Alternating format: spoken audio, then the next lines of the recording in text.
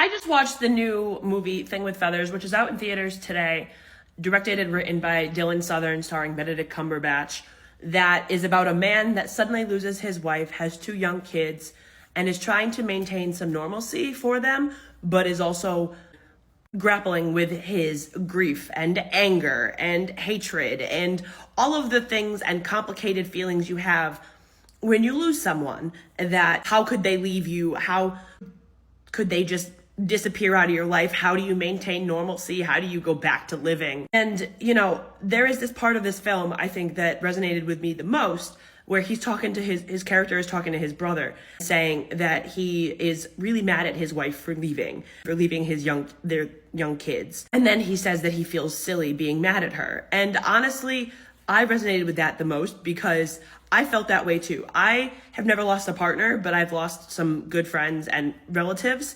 You do feel mad at them for leaving, for having this emptiness that you now have because they're not in your life anymore. And the sadness and madness manifest into this crow that follows him around is kind of the 5 stages of grief. And I thought that was really fascinating, and the way that it's kind of divided as a film. But there is a piece of the third act that I think really does not work. I won't spoil it for anyone because I think you have to experience it.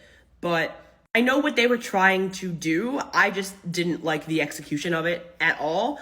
But I did really like the ending of it, and I did really like most of the movie. I gave this movie about 3.5 stars out of 5. And I think it's interesting a movie like this comes out around the holiday season because this is where you feel losses the most, usually, is the holiday season, especially if it's a relative that you're used to having at a holiday table. So I think this movie is going to have a huge impact on a lot of people, just kind of a way to watch and deal with your own grief about things as you watch this man and his family deal with it too.